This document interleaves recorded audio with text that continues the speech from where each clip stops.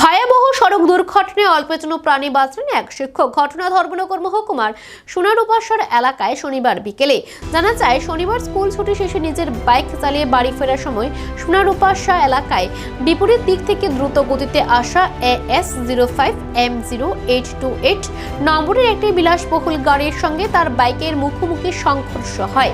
অন্যদিকে গাড়িটি নিয়ন্ত্রণ হারিয়ে রাস্তার পাশে একটি গাছ ভেঙে সোনারুপাশার নম্বর ওয়ার্ডের বাসিন্দা সজল নাথের বাড়িতে ঢুকে পড়ে। দুর্ঘটনার বিকট শব্দে স্থানীয় বাসিন্দারা ছুটে এসে ধর্মনগর দমকল অফিসে খবর দেন। খবর পেয়ে দমকল কর্মীরা দ্রুত ঘটনাস্থলে পৌঁছে আহত শিক্ষককে উদ্ধার করে ধর্মনগর জেলা হাসপাতালে নিয়ে যান। জানা গেছে, সুব্রত নাথের পা ও বুকে আঘাত লেগেছে। এদিকে দুর্ঘটনার পর গাড়ি চালক ঘটনাস্থল থেকে পালিয়ে যায়। পুরো ঘটনা তদন্ত শুরু করেছে ধর্মনগর থানার পুলিশ। পলাতক গাড়ি চালকের খোঁজে তল্লাশি চালাচ্ছে পুলিশ। আসলাম বুঝছেন, এখানেও আমি হঠাৎ করে দেখি যে একটা গাড়ি ওভারটেক করতে গিয়া এই গাড়িটা একটা বাইকে করছে, এই বাড়ি দিছে। বাড়ি দিয়া আমার বাড়ির গাছ ভাঙ গিয়া বাড়ির ভিতরে ঢুকে গেছে।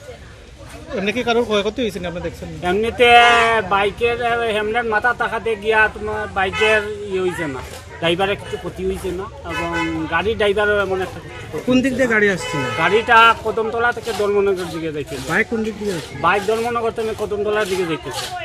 কয়টা নাগাদ হয়েছিল ঘটনাটা? হ্যাঁ, ঘটনাটা কয়টা নাগাদ? 10-15 মিনিট আগে হয়েছে। গাড়ির জায়গা আসছিল? হ্যাঁ, গাড়ির কোন জায়গা? গাড়িটা কোন জায়গাতে আসামের নাম্বার দেখতেছি এখন তো কইতাম ভাই। না, গাড়ির ভিতরে কেউ আসছিল না? হ্যাঁ, একজন লোক আছিল, ড্রাইভারও আছিল।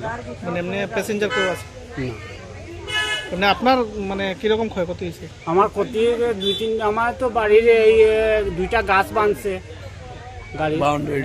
একটা ফুলের গাছ ভাঙছে, সুপারি গাছ ভাঙছে, বাউন্ডারি ওয়ালের ইয়েগুলা টিন টান এগুলো ভাঙছে। মোটামুটি অনুমানিক কত টাকা ক্ষয়ক্ষতি?